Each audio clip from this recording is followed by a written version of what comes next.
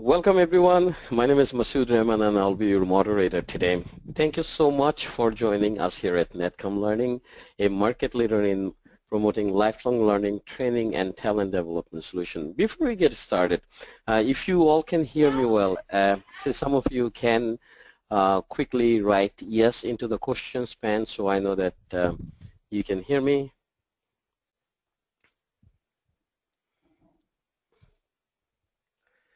All right, awesome. I got this, thank you for volunteering. We are very excited to host today's business productivity webinar, Build Effective Presentation. Please bear in mind that this is an overview of a very robust topic.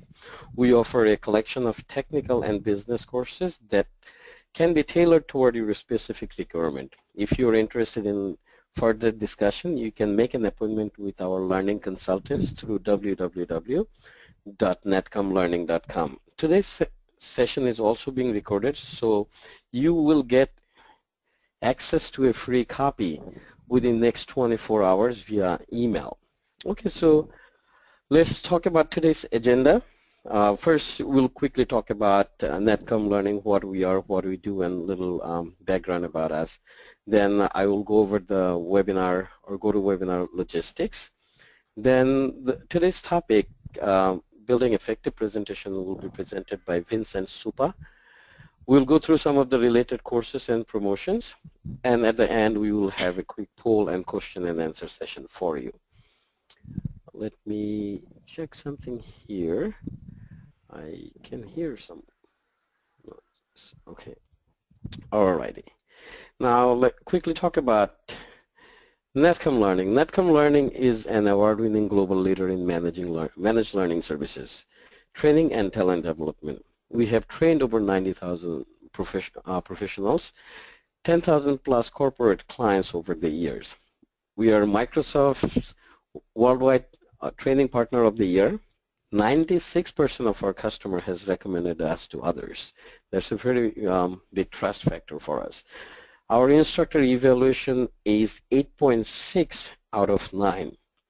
We were named top 20 IT training company by trainingindustry.com. We offer 1,500 plus IT, business, and soft skill courses. We trained over 80% of the Fortune 100 companies, and we have 20 plus leading vendor recognition. NetCom was founded in 1998. Our headquarters is in New York City. But our delivery capability is worldwide. So in short, we can deliver training within the United States as well as anywhere in the world. In fact, last year we have delivered training in 49 different countries. Just quick data there. Now let's look into the webinar or GoToWebinar logistics. To start with, you have the option to adjust the window size to your liking. Simply hit the escape key and find the zoom button on the top left corner of your GoToWebinar viewer. So if you hit the escape key, there's a zoom button right here, then you can select whatever fits best in your screen. Now quickly, everyone has been muted except for our presenter. Feel free to submit any question you have for the presenter here at the questions pan, and we will address them at the end of the session. So here is the questions pan. Some of you have wrote yes when I asked the first question. So you can go ahead and write these questions here, and we'll get to them at the end. A PDF copy of today's slides are also in the handout section of your GoToViewer. You can download it from there. So on the handout section, you can go ahead and download today's webinar's handout. Now getting back to Vincent Supa. Vincent is a global HR polymath and self-described member of Generation Flux. Using his operational experience across multiple industries, spanning 3 continents, he now teaches at New York University and is the active member of HR Event Grid. So without any further delay, I want to pass it over to Vincent now so that he can go ahead and present today's topic. Then we'll get back and we'll discuss about the questions and anything that you want to talk about at the end of the presentation.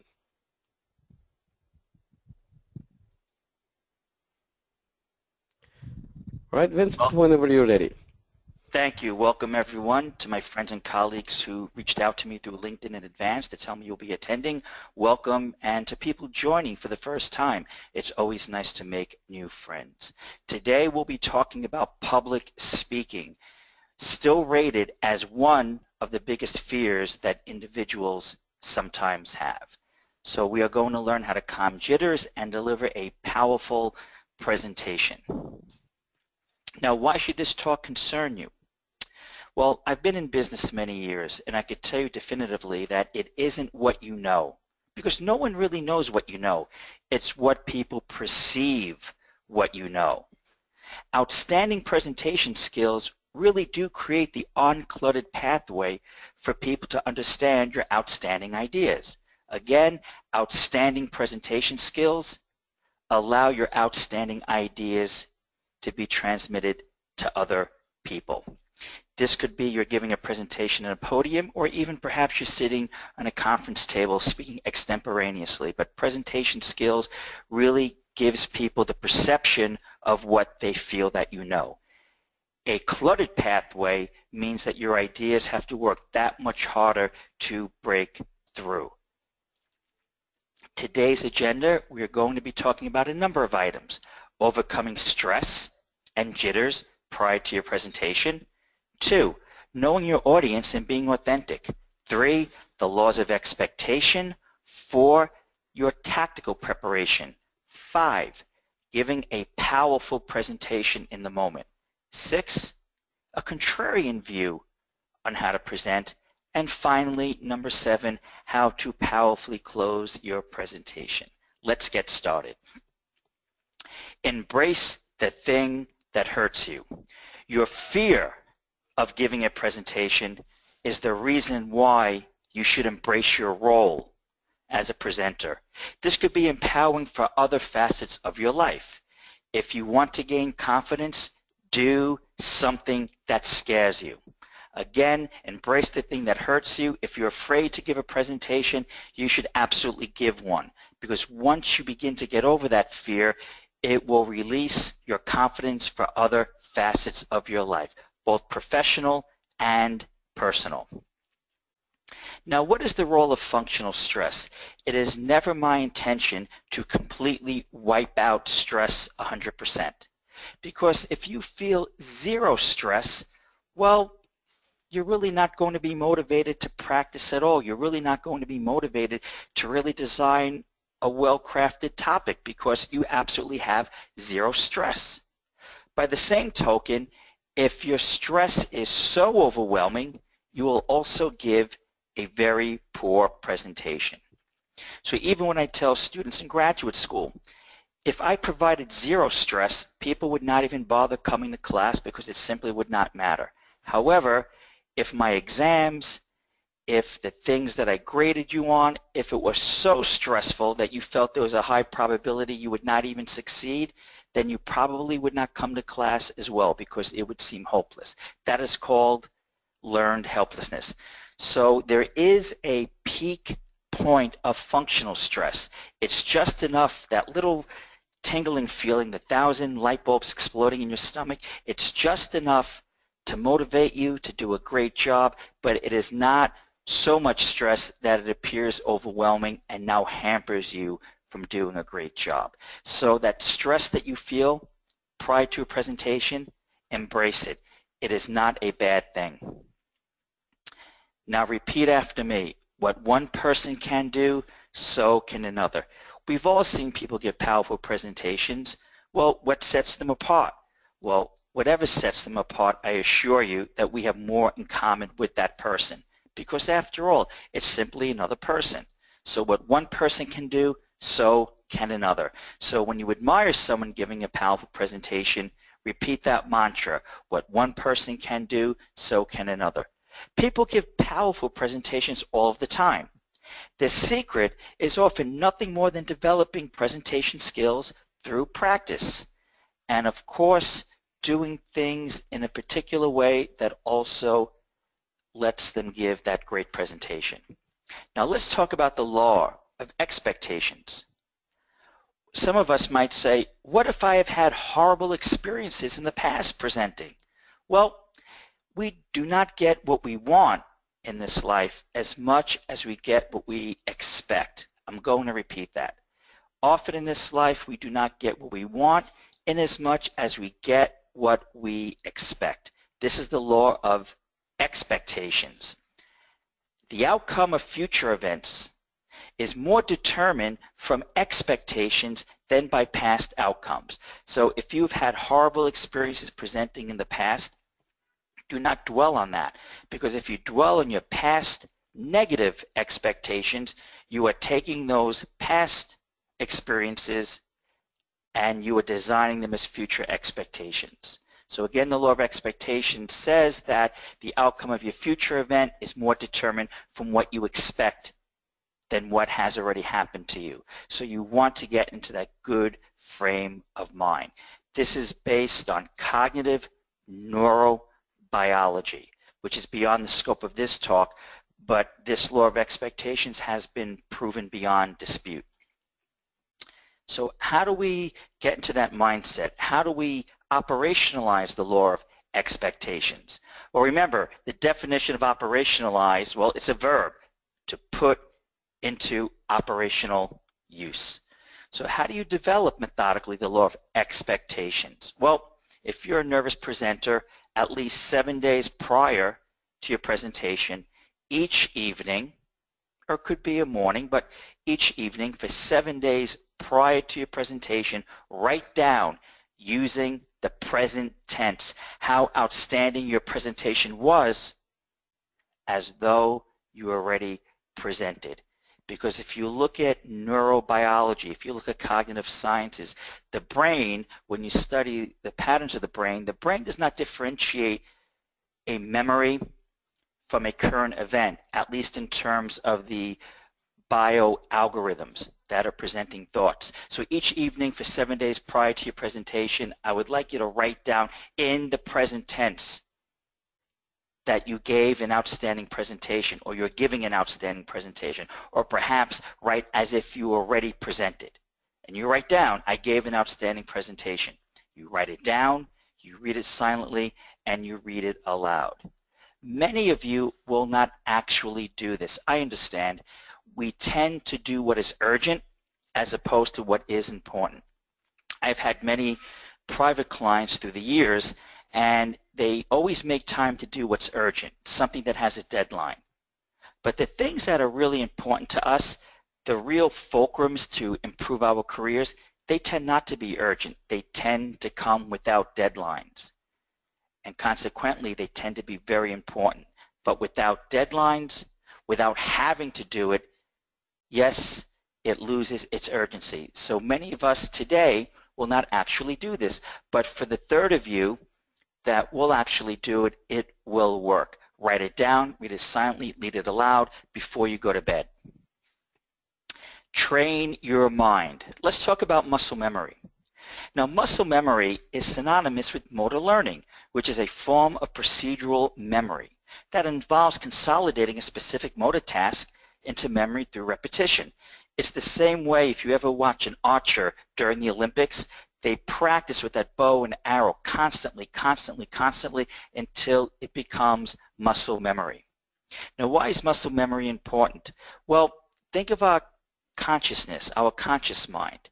Our conscious mind is as powerful as a Post-it note. And using that analogy, your subconscious mind, well, that is the supercomputer.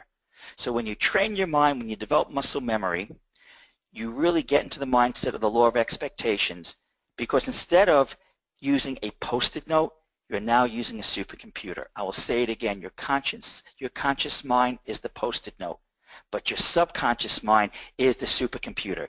So by training your mind, by developing muscle memory, by writing down that you have already given a great presentation, and then reading it again out loud, we are now going from the Post-it note to the supercomputer. During the week prior to your presentation, your mind will passively develop positive thoughts that will cause the right behaviors to manifest for you to give an outstanding presentation. So I'm very big on operationalizing my advice.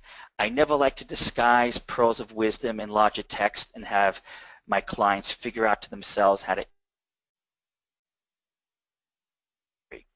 So write it down, read it silently, read it aloud. Let's talk about tactical preparations, the day of your presentation. I would like you to arrive early before your audience has shown up and get a feel for the room. Walk down the aisles, walk the distance and back again. Walk around the perimeters of the room. I would also like you to sit in an empty chair to judge the distance between you and the podium. When you're doing all of this, you are now beginning to take mental ownership of the room. This is why it is very beneficial to arrive well in advance of the actual presentation. Begin to own the room by following the 3 steps outlined on this slide. Walk around the perimeter of the room, up and down the aisle, sit in an empty chair. Know your audience. Now, if you're following our advice, you have already arrived early before your presentation. I don't want you to keep practicing what you're going to say. I would like you to introduce yourself to the early guests as they arrive. Speak to them, find out their backstory, and remember at least their first names. Why? Well, these people who have arrived early, who you have introduced yourself to, who you have gotten to know, well, these people are the friendly faces to make eye contact with during your presentation in case you get nervous. And what's really powerful is when you personalize a presentation. You could say, I arrived a few minutes early prior to our presentation and I had the opportunity to speak to John, or I had the opportunity to speak to Jane, and they expressed. This is a way for you to personalize your presentation, make at least some people in the audience feel vested, and to also calm your own jitters, because now you have friendly faces in the audience.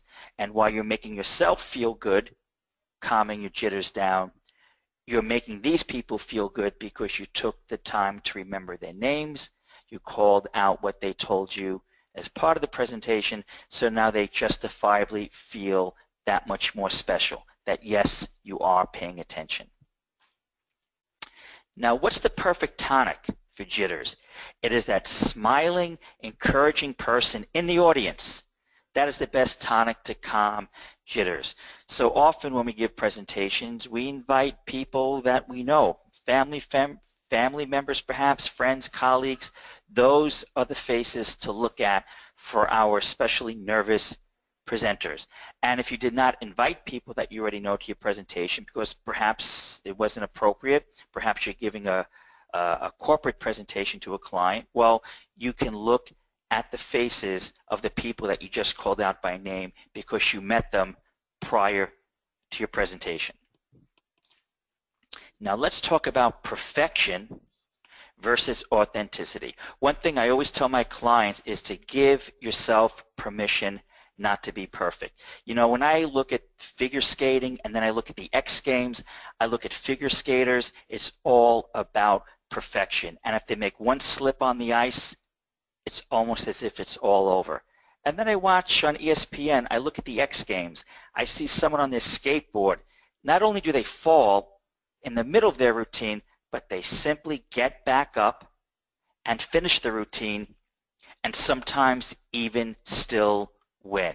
So I'd like you to think of your presentations not as figure skating, where we're striving for perfection, but no, I'd like you to think of it as the X Games, where you're just trying to do your best. Give yourself permission not to be perfect. Take perfection off the table. I feel perfection is overrated, and in other talks, I even make the business case why perfection is overrated, because it has a diminishing marginal utility. Anyone interested in improving net income knows that you cannot improve net income with a diminishing marginal utility, because eventually it will cost you that much more money to gain that much less revenue. So again, giving yourself permission not to be perfect has a business case. Be authentic instead, since that is what really makes an outstanding presentation. That is what your audience will remember. Not that you gave your talk perfectly, but that you gave it authentically. I'd like you to think of authenticity as that bridge, as that emotional connection between you and your audience. Let's say you did give a perfect presentation. Well, because the rest of your audience is not perfect, that's hardly an emotional connection. That's hardly the bridge. So if anything, okay, you gave a perfect presentation. So what? Be authentic. And authenticity is usually at the cost of perfection, and it is well worth it. Now, perfection, you might have to practice over and over and over again to be perfect, which I don't even aspire to. But authenticity, which is better, well, authenticity is already within you. We don't have to practice to be authentic because it is already within us. And authenticity is how you connect to your audience. So look at what we've done here. We've taken perfection off the table. You've given yourself permission not to be perfect. So that in and of itself should reduce the jitters, and you don't have to feel that you've made a compromise that's going to hurt your presentation. You've made, a lack of a better word, a compromise that's really not a compromise, because it's only going to make your presentation better, because authenticity is really how you connect.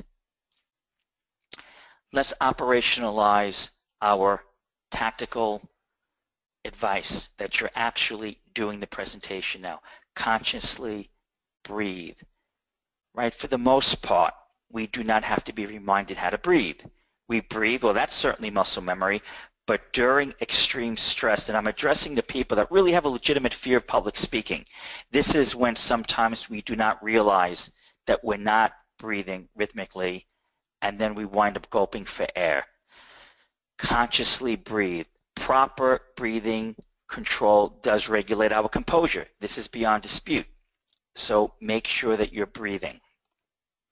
And ladies and gentlemen, number 2, never get into profile, as that disengages entire sections of your audience, right? You've sort of seen a portrait on a coin, on a quarter, on a nickel, on a dime. It's profile. Never get into profile, because you're literally losing huge swaths of your audience, because you are disengaging the eye contact and you're moving away from them. So what are your parameters? You have to look straight ahead, 180 degrees? No. Your parameters are 45-degree angles from the back left and the back right corner of the room. So if you're positioning your body from side to side, never go beyond 45-degree angles. We're talking about the back left corner of the room, the back right corner of the room. Never give them your profile. And if appropriate, get off the podium, work the room. I've given many presentations. I've been in front of a podium, but I often leave the podium and I'll actually walk up and down the aisle, especially when someone's asking a question. Is it perfect? Far from it. I've just gotten off the podium, and often my presentations are being filmed. I don't care. I'm not there to be filmed. I'm there to give an authentic presentation, and if they happen to be filming it, so be it. But get off the podium, work the room to make the presentation more authentic. You're moving your body around. Because remember, if your audience just wanted information and data points and knowledge without the human connection, they could have asked for what you had to say in writing. So get off the podium, work the room. We've already given ourselves permission not to be perfect. And believe me, it could be clumsy walking down the aisle in the middle of a presentation, but this is what I like to do, because I'm there to be authentic, not to be perfect. Now, I talked about earlier never to get into profile. Stay within 45-degree angles. Number 4, there's a common mistake that I've seen many people use. Even my students giving final presentations, they often turn their back to the audience to look at the screen. Let's say that you are using a PowerPoint presentation. Well, you want to look at the PowerPoint to know what is your next talking point. Fair enough. But many people, including some of my students in the audience, they will turn their back to the audience to look at the PowerPoint screen. Imagine if getting into profile disengages the audience, how much worse is it to give your back to your audience? So if you're using a projector, never look at the screen and give your audience your back. What do? Well, if you are using PowerPoint or some type of slide projection, more often than not, there is a computer in front of you, a small computer screen that is mirrored on the larger projector behind you. If you want to look at the slides to get a feel for your next talking point, look at the computer screen in front of you, not the screen behind you. This is the most common mistake I see with presenters and especially with students during final presentations. Now let's talk about the multiple effect of eye contact. Now we talked about we don't want to be perfect, we want to be authentic. I would like you to consider mentally dividing the room into sections. You might divide it into 9 sections, you might divide it into 6 sections, that's up to you. And then after you mentally divide the room in sections, pre-select people from each section to make direct eye contact with. Now this is what I've noticed, and this is why I call it the multiple effect of eye contact. What I've noticed through all my years of giving presentations, especially to large audiences, is that when making eye contact with one person from a distance, the people around that person will think you are making eye contact with them too, because the distance is great enough that if you're looking at one person, the person to the left of that person, the person to the right of that person, and perhaps to the front and behind that person, given the distance between you and the people you're making eye contact with, at least 6 people may think that you're also making eye contact with them. What happens when you give eye contact? Well, suddenly people, they stop slouching, right? They're sitting with better posture, they're looking back at you, they're more engaged, they're going to remember even more your presentation upon its conclusion. So again, when making eye contact, the people around the person you are looking at will also think you're making eye contact with them. And if you have already divided the room into sections, you could maybe look at 9 sections of a large room. You make sure that you alternate and imagine how many different people are going to feel that you've also made eye contact with them. That's the authenticity. That is the human connection being manifested. Now what if you make a mistake? Well, we talked about already giving ourselves permission not to be perfect, but let's drill down on this concept. Many of us make mistakes when we present. So what if we make a mistake? Well, more than likely, your audience will not even notice. Let's say that you forgot to make a point or you forgot a talking point. Well, more often than not, your audience does not have a copy of the notes that you're using. So often your audience will not even notice that you forgot to make a talking point. Would it have been better to make that talking point? Perhaps. That's not for me to say. But when you do make a mistake, more often than not, your audience will not even notice. So just tango on. Just continue and focus back on those friendly faces and get out of your own head and just continue. Again, I cannot emphasize enough, more often than not, your audience will not notice the mistake that you are now dwelling on. Just continue. Remember, this is the X Games. You're on your skateboard. You're not wearing ice skates doing figure skating. Give yourself permission not to be perfect. Get out of your own head, and your audience will not even notice the mistake more often than not. Now, giving a powerful presentation. How do you develop that confidence? Well, I want you to remember this. Just being asked to present on a subject already crowns you with legitimate authority on the subject. Again, just being asked to present already crowns you with the legitimate role as an authority on the subject. Otherwise, they never would have asked you. So embrace the title because your audience actually wants you to succeed. They showed up, right? So again, if you're asked to give a talk, someone else already views you as an authority figure on that subject. Embrace the title. Now let's talk about our humanity. Now those of us in our audience today, those of us that have engaged me, you know that I'm a very big proponent on metrics, a big fan of algorithms eating big data and having that number, having that metric. Yes, I'm all about net income, revenue, what's the metric? However, that is not how we connect, and that's not how I connect. You see, despite my love affair with metrics, because you cannot manage what you cannot measure, well, humanity, though, connects by the stories we tell each other, not by the metric. So when you're giving a presentation, yes, facts and figures support your presentation. But ever since we are, as a people, lived in caves, we related to each other by the stories we told while gathering around the campfire. Again, ever since we've lived in caves, we related to each other by the stories we told. So be vulnerable, give personal, even revealing examples on how you approached or were affected by the subject matter you are presenting. The facts and figures, they will not remember that, but they will remember the stories. So again, if you want to connect with people, do not do it through metrics. Let that be your supporting documentation, but let it be by the story that you tell. And again, the more vulnerable you are, well, we're all vulnerable, so the stronger the connection you're making with your audience and the more authentic you should be viewed as. So give personal, even revealing examples on how you either approach the issue or are affected by the issue on the topic you are presenting. Now let's talk about a contrarian approach. The one thing I can say about any contrarian approach, either you're going to do above average, exceedingly well using a contrarian approach, or exceedingly bad.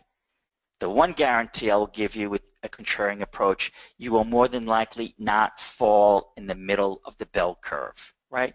Contrarian approach usually results in wildly successful outcomes or outcomes that miserably failed. So you be the judge. But experts that train people on presentation skills, including those that gave me advice when I was a younger person, well, they advise to practice and practice the presentation.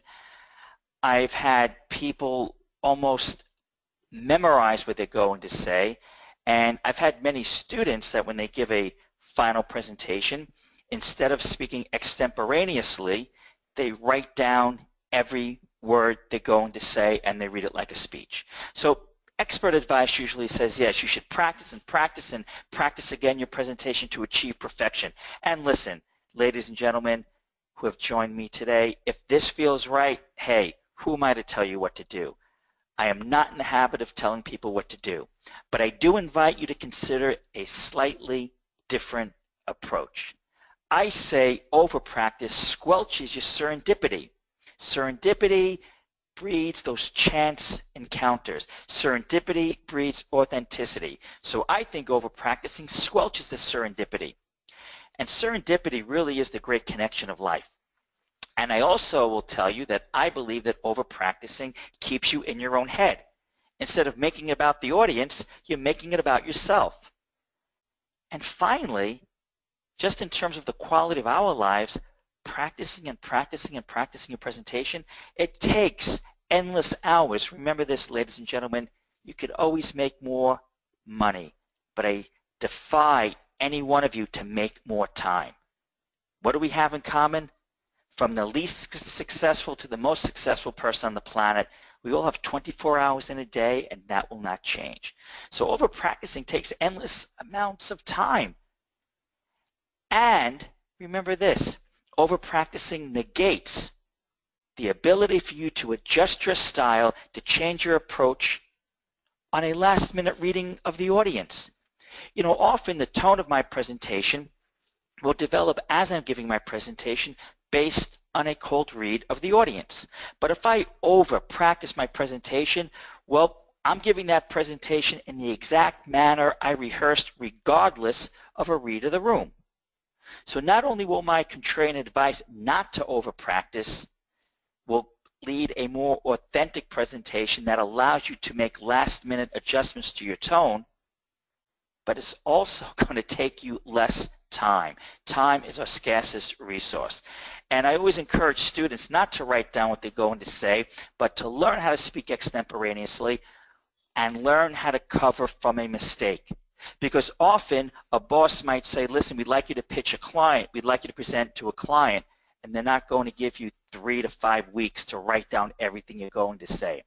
So I rather my students learn how to speak extemporaneously, not rehearsed, so they can know that when they make a mistake, how they can quickly recover from that mistake. That to me is far more valuable, being able to present at the last minute and learning how to recover from a minor mistake. That is far more valuable than spending weeks writing everything down you're going to say. Now, I do say that you should take a balanced approach to all of my advice, not only in this talk, but in other talks that you have joined me for.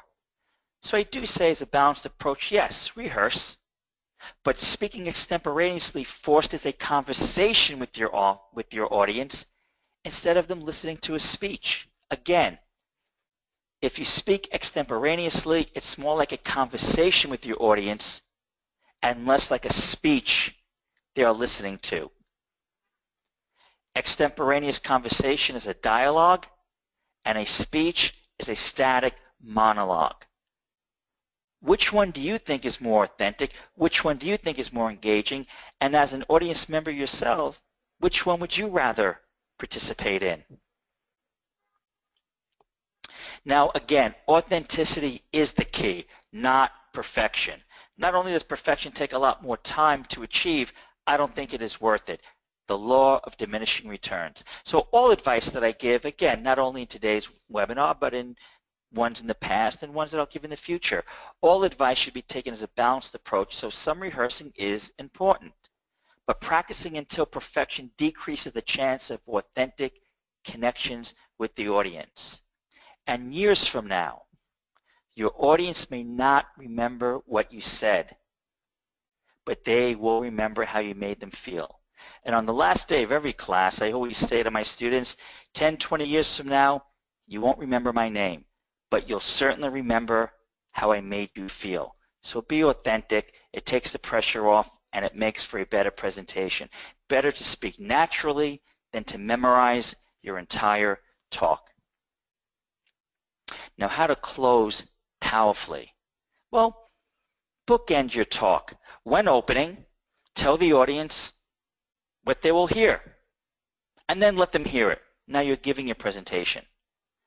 And then close by recapping what they already heard, but with a twist.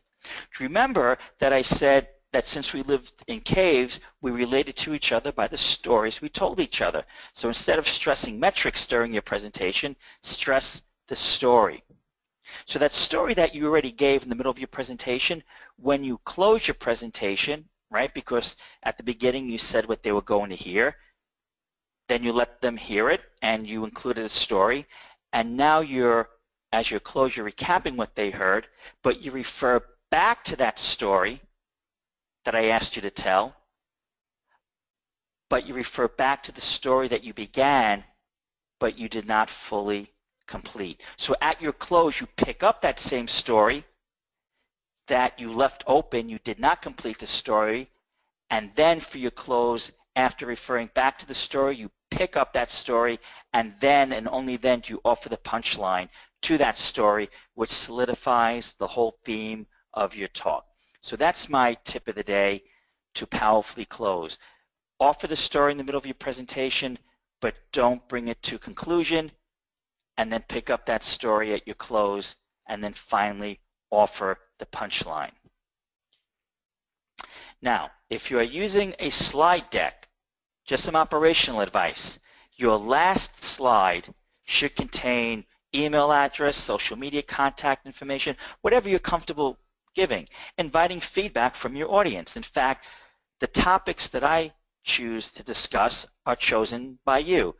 I ask people to tell me what topics are they interested in. They refer to my LinkedIn address, and they send me a message via LinkedIn, and they say, Vincent, can you discuss this topic? And then I'll throw a deck together. So again, if you're using PowerPoint, the last slide deck should have your contact information, inviting feedback from the audience. and then you can use that feedback to tweak your future presentations. Again, don't let perfection be the enemy of the good. You don't have to give a great presentation to greatly impact your audience. Again, you don't have to give a great presentation, a perfect presentation, to greatly impact your audience. You just have to be real, you have to be authentic, and you have to have your story. And remembering this advice really is the thing that decreases the pressure that you put on yourself, which should empower you to give an even better presentation. Our non sequitur of the day, we have two. The wise does at once what the fool does at last. And the secret to getting ahead is simply getting started. Thank you for joining me today. You may reach out to me via LinkedIn. Our next webinar is on March 30th, and the topic will be determined by your emails to me. You may reach out to me through LinkedIn. Thank you very much. Thank you, Vincent. That was very informative, and I could clearly say that, after this presentation, I know a lot better how to present moving forward. So before we get to some of those questions that we have from our attendees, I want to go over some house items. Then we'll get to some of the questions that we have. Okay, so here quickly I want to talk about the special promotion of the related courses that we have to today's presentation. If you're presenting, most of you might be using the PowerPoint, and we have PowerPoint level 1 and 2 coming up. Courses are scheduled for March 23rd, March 24, April 13th, and 14th. There are 15% discount available for this particular classes, and the promo code that you need to use to get this 15% discount is WBEP0223, and this offer is valid until the March the 10th. Now, I'm going to launch a quick poll to see how many of you might be interested in getting more information about these topics that Vincent just talked about, or might be interested in attending some of the courses that we have available to the related topics. So the poll is open for you right now. Please take your time to complete that. And as Vincent mentioned, that we have more informative webinars coming up. You can go to www.netcomlearning.com/webinar to register. And please also follow our social media pages to get latest technology and business updates. Please refer to the GoToWebinar chat window for the links. Now let's get to some of those questions that we have from our attendees. Let me open them. Okay.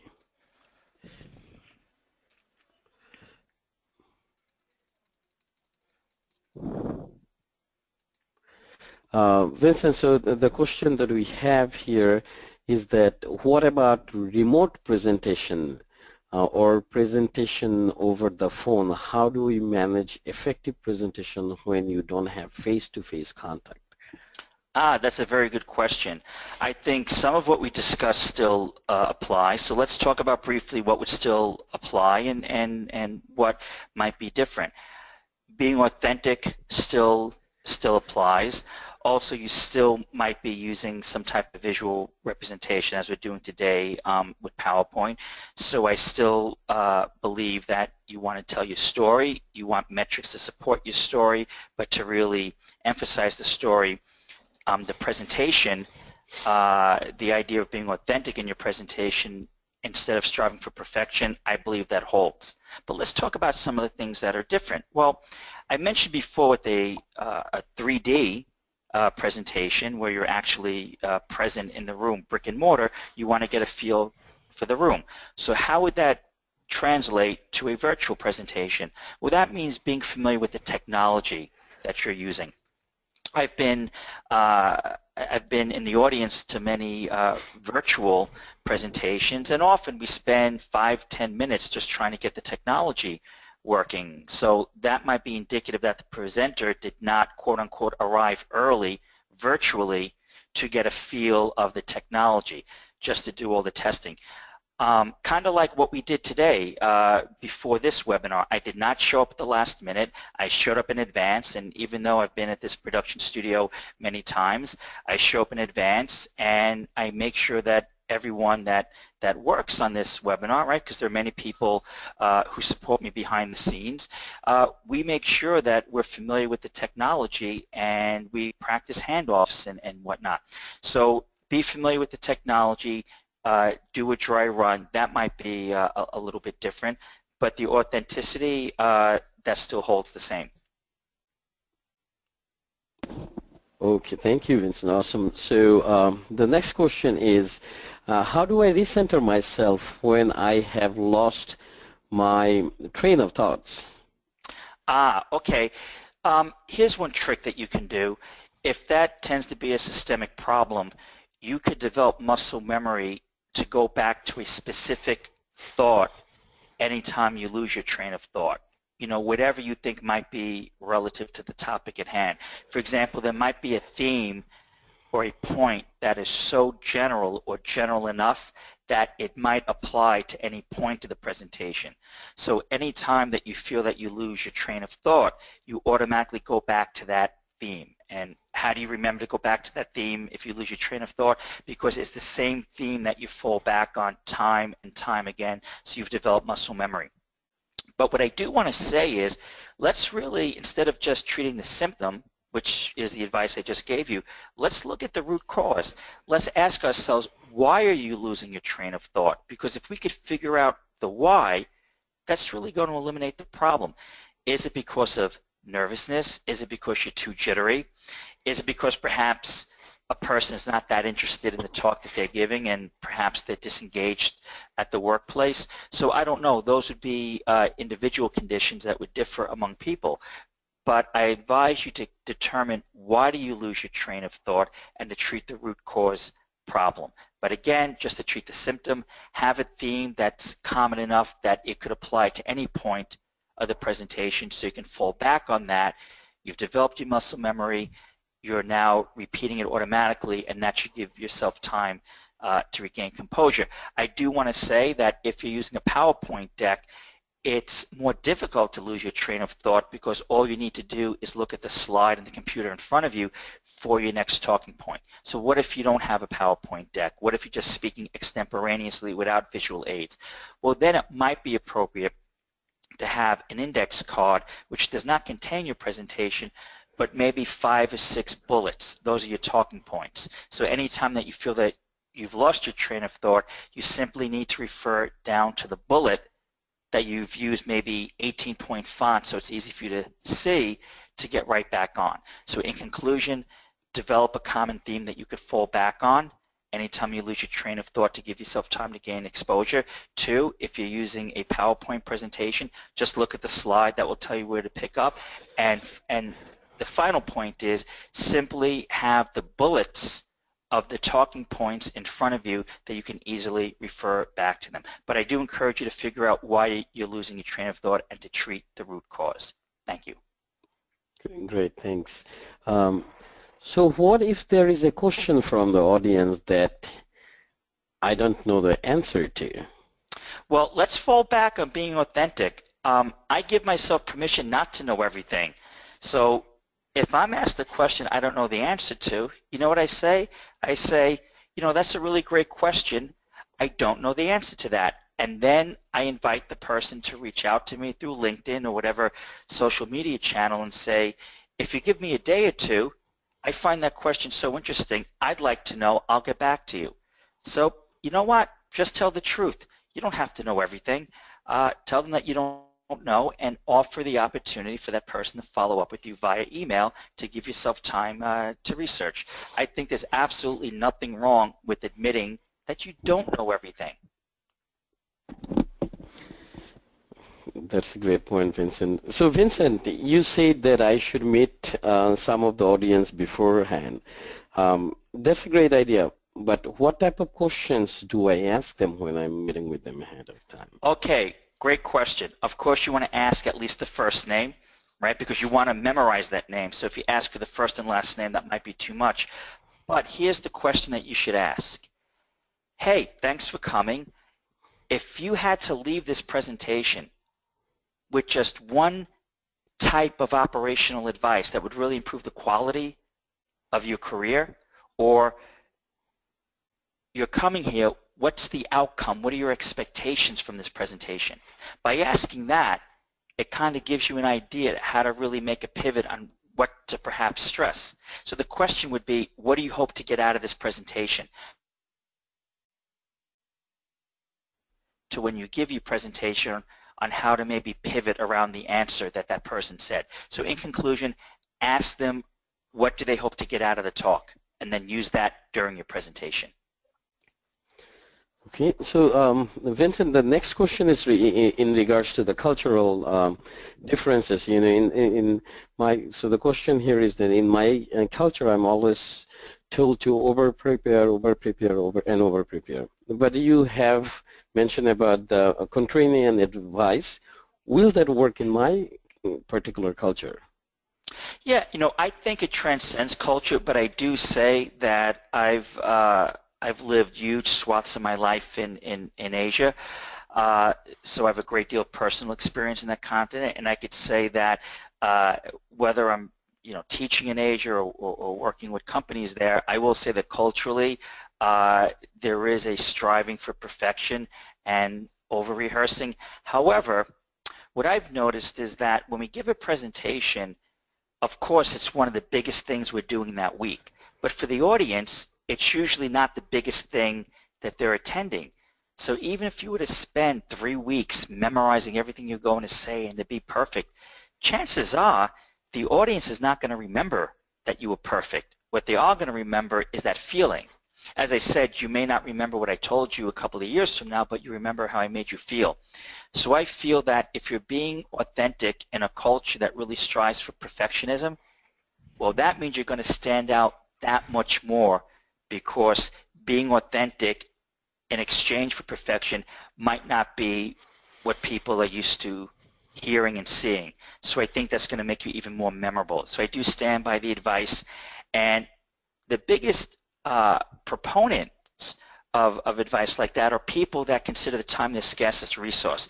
We simply don't have enough time in the day to really strive for that practicing that really has a diminishing return. So I stand by the advice, and I think it transcends cultures. And like all my advice, try it. See how it feels. If it's not right for you, well, again, who am I to tell you what to do? But I do encourage you to at least try it a couple of times and see if you're not more comfortable speaking extemporaneously instead of striving for perfection. Thank you. Okay, so the last question we have here from the panel is very similar to the first question that was asked. So what if I make a mistake and I feel I may have ruined the entire presentation? What do I do to get back?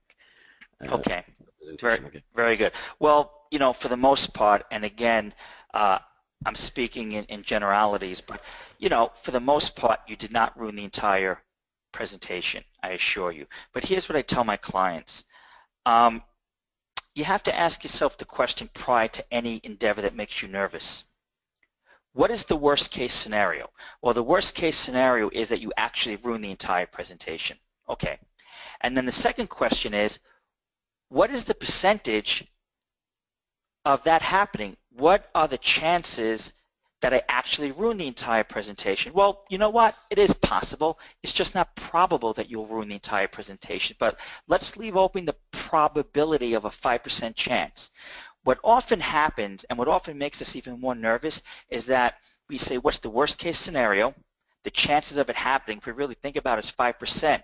But we emotionally act as if it's a 50% chance, and we overindulge the 5% possibility that we will ruin the entire presentation when it's only a 5% chance. So you might want to condition yourself to give it about 5% of your emotional bandwidth. Now let's say that 5% chance manifested. Unlikely, not probable, but possible. So let's say that 5% did manifest and your worst case scenario manifested. Here's the third question. Will you survive it? You know what? Might not be pretty, but if you ruin the entire presentation a year from now, yeah, you would have survived it. So in conclusion, you probably won't ruin the entire presentation, but if that's your worst case scenario, if you determine it's a 5% or 10% chance of that happening, then give it a 5 to 10% amount of your emotional bandwidth worrying about it. And always remind yourself, if your worst case scenario manifested, it's usually survivable. Quick story, I had a student, I was teaching presentation, and very nervous, and he said that his biggest fear, I said, what's your worst case scenario? He said, my biggest fear is people jeering at me and ignoring me. So the next day he comes to class, and I told all of his classmates ahead of time, when he gives the presentation, I want you to give him your back, I want you to jeer him, I want you to boo him, I want you to ignore him.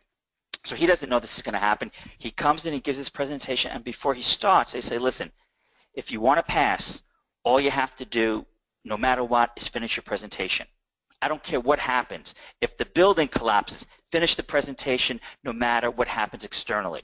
So he begins the presentation, and his classmates ignore him, jeer him, and give him their back. His worst case scenario actually manifest. And at the end of the presentation, I said, you're lucky. Most people only agonize about the worst case scenario happening. You actually got to experience it. So tell me, you're still standing? You're still breathing? You're still living? And he said, yeah, I'm still here. So often the worst case scenario, you know what? It's more survivable than we think. Great. Great story, Vincent. Any other final thoughts before we end our presentation today? Well, you can still, yeah, go ahead. Sure. I would say I was in a monastery once in Southeast Asia, and the abbot said to me, embrace the thing that hurts you. If you want to gain confidence, do something that scares you. If giving presentations makes you nervous, you know what? Join Toastmasters. Actually embrace the thing that hurts you, because you'll realize that the thing that you were really afraid of was not the thing that you were afraid of. It was the anxiety of not really knowing how it would play out. Better to try something and fail than to never try it at all. That is my last piece of advice before we kick off. Thank you, Vincent. And thank you all for joining us today. If you do come up with additional questions, feel free to send them to webinar@netcomlearning.com. Once again, the email address is webinar@netcomlearning.com at any time, and we'll get back to it with answers. So we hope that you found our webinar informative, and we look forward to seeing you back here soon. Feel free to tell your friends, colleagues about our webinars and other courses. And with that, I want to end today's presentation, and all of you have a good day.